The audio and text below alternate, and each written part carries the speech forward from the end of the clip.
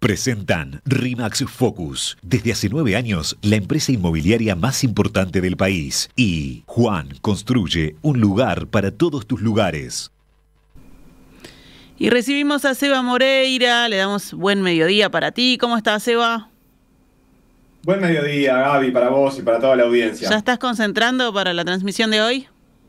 Y te diría que más que concentrando, ya saliendo para nuestro estadio, digamos, porque es tempranito hoy, el partido es a las 5, la transmisión empieza a 3:30 y nosotros vamos al Bar Brecha, así que dentro de muy poquito rato ya estaremos por ahí para empezar a tirar cables. Muy bien. Uruguay enfrenta hoy a Bolivia en el complicado Estadio del Alto, o sea, más de 4.000 metros de altura, con el sabor de la derrota que tuvimos ante Argentina, con la presión también de recuperar alguna posición y con un rival que se está jugando su futuro y que con el que nunca pierde allá. Exactamente, Gaby, la verdad que hay un montón de condimentos para este partido y te diría que ninguno es positivo. Claro. Uruguay, a pesar de haber hecho una muy buena doble fecha, en la anterior doble fecha, lo que fue, digamos, la fecha 11 y 12, paga bastante caro a nivel de clima esta derrota con Argentina, ya no a nivel de tabla, porque lo hemos dicho varias veces, pero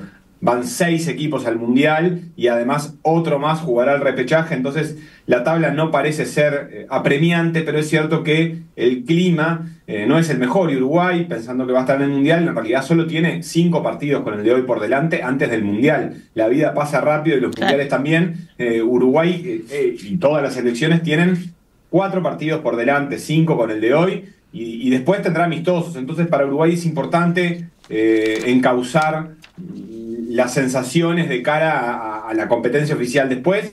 Esto se arregla muy rápido, porque en la eliminatoria cuando vos ganás, no sé, los 2 partidos de tu doble fecha o sacás 4 puntos, todo funciona distinto. Yo creo que Uruguay está ante esa necesidad en un partido difícil, en un partido que en La Paz siempre fue difícil para Uruguay, no logró ganar en las eliminatorias para Qatar.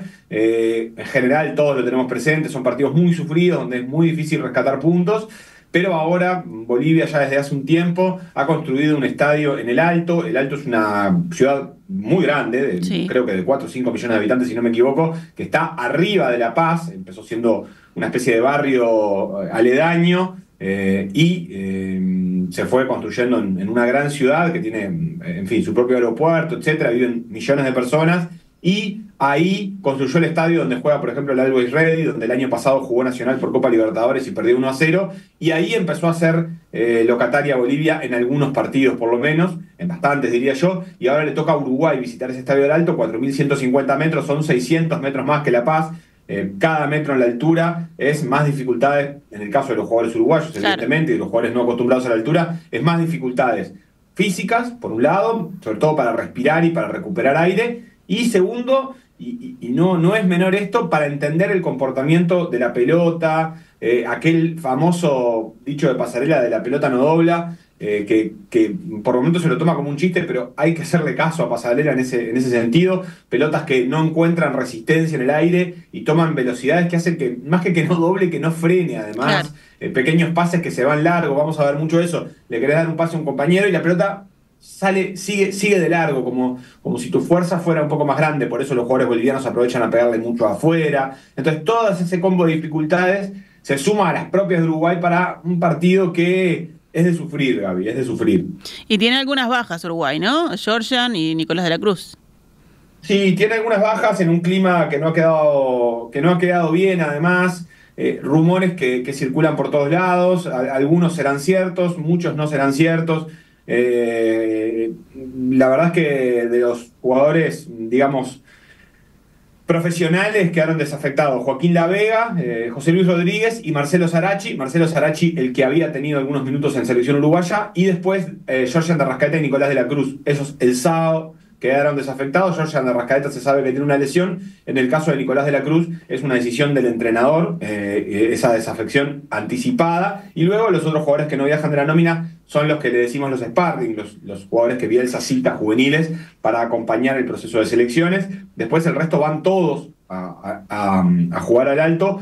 aunque no está claro qué es lo que planificó Bielsa. No está claro para nosotros, no para Bielsa, claro, evidentemente. No conviene sacar demasiadas conclusiones. Algunos dicen que Bielsa ya tenía planificado hacer una rotación muy amplia del plantel, incluso desafectando a algunos jugadores, incluso liberando a jugadores europeos.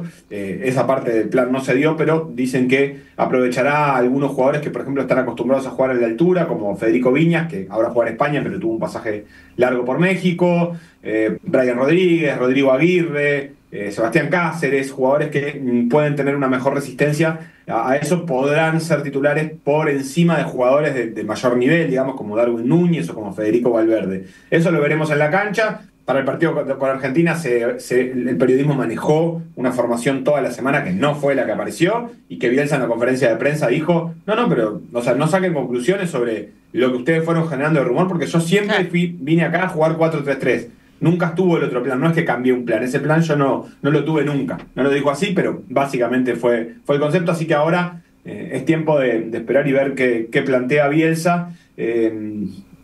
Repito, en un partido que es siempre duro de jugar, porque uno va a Brasil, va a Argentina y bueno, sabe que va a sufrir, pero va a jugar un partido de fútbol. En este caso, yo creo que hay un agregado, que evidentemente físico, que tiene que ver con la altura, que lo hace como de más difícil, como que es una sensación que tienen los jugadores en el que nunca van a estar cómodos, incluso aunque jueguen mejor, van a estar sufriendo. Entonces es un partido difícil.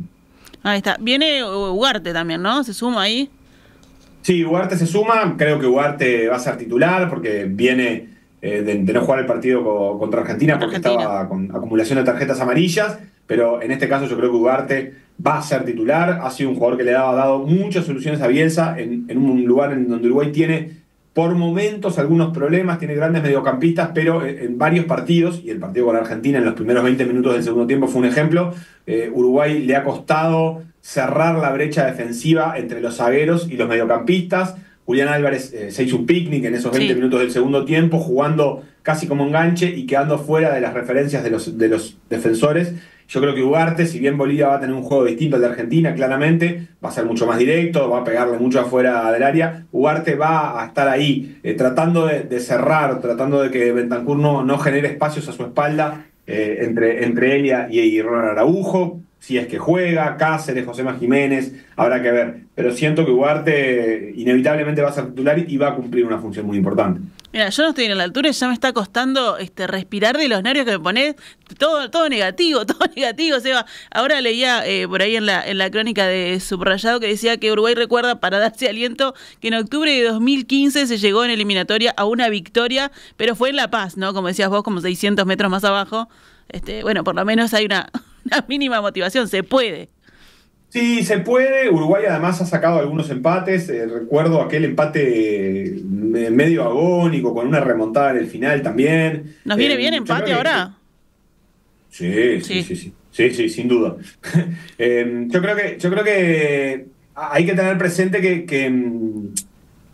hay que tener el concepto de que el partido es para sufrir, pero eso no lo hace imposible. Obviamente que muchas selecciones se llevan puntos de Bolivia y lo logran. No sé si Uruguay es de las que tienen menos cuestiones para aprovechar respecto a la altura, porque hay otros países que también tienen su propia altura, entonces, bueno, pueden tener más jugadores acostumbrados a jugar en esas condiciones.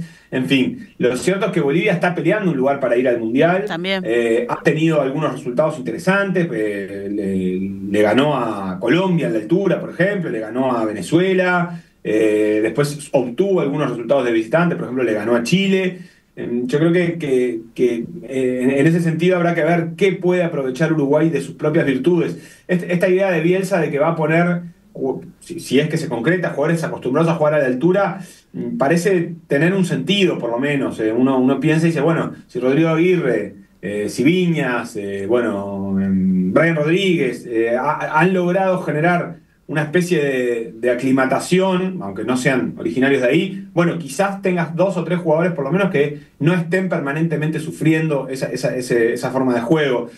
Hay que ver ahí cómo se genera el partido, pero por lo menos ese tipo de argumentos que encuentra Uruguay para tener esperanza pueden ser interesantes. Seba, si no te queda nada en el tintero, contame, hay algunos otros partidos interesantes, ¿no? Como Argentina-Brasil también. Sí, exactamente. Tenemos eliminatorias, todos los partidos de la eliminatoria que queden van a ser a la misma hora, que es a las 9 de la noche, y a esa hora va a estar jugando Argentina-Brasil. Ya habrá quedado lejos el resultado de Uruguay, así Claro. que uno, me imagino que plan de martes a la noche para todos será ver ese Argentina-Brasil, obviamente estimulado por la propia existencia de ese clásico y no por la tabla de posiciones. Ninguno de los dos está jugando nada. Entre los que sí se juegan, creo que el partido, bueno, hay un par de interesantes en realidad. Chile-Ecuador es interesante, porque Chile está muy mal, Sí. está muy comprometido, está último básicamente. Colombia es el último que está clasificando por tabla de posiciones con 19 puntos, así que es un partido interesante. Chile-Ecuador dije igual. Colombia juega con Paraguay. Están los dos adentro, pero los dos necesitan los puntos. Y Venezuela con Perú, en dos equipos que el que gane seguirá soñando y el que pierda ya va a empezar a quedar un poco lejos, sobre todo si es Perú, porque Perú está haciendo una muy mala campaña, está penúltimo con 10 puntos. O sea que todos los partidos que no son Argentina-Brasil, en definitiva, pueden tener un interés un poco más grande, pero bueno, creo que al final de cuentas, creo que va a pesar ese Argentina-Brasil. Bueno, te liberamos, Eva, para que vayas armando ya la transmisión, que empezará 15 y 30 horas con todo el equipo de Por Decir Fútbol, ¿verdad? Por Decir Fútbol estaremos ahí desde las 3:30 en el Bar Brecha, Yaguarón y Canelones, por si Bien. alguien no lo conoce. Tiene panadería incluida, no es solamente servicio de bar, sino tiene una panadería que es espectacular, y por eso a esta hora de la tarde, que en la que será el partido, nos parecía pertinente acompañar de una propuesta más diurna, que en todo caso cada uno transformará en lo que quiera después de que termine el partido. Ahí está, pero matar la ansiedad ahí con unas cosas ricas del Bar Brecha no está para nada mal mientras escuchamos la transmisión. Abrazos, Eva, esperamos que después te tengamos con buenas noticias. Nos encontramos mañana, esperemos que sea así. RIMAX Focus. Si estás pensando en vender, comprar, invertir o alquilar, somos tu mejor opción. Contactanos vía mail a focus@remax.com.uy. Los pisos vinílicos de Juan están con descuento y yo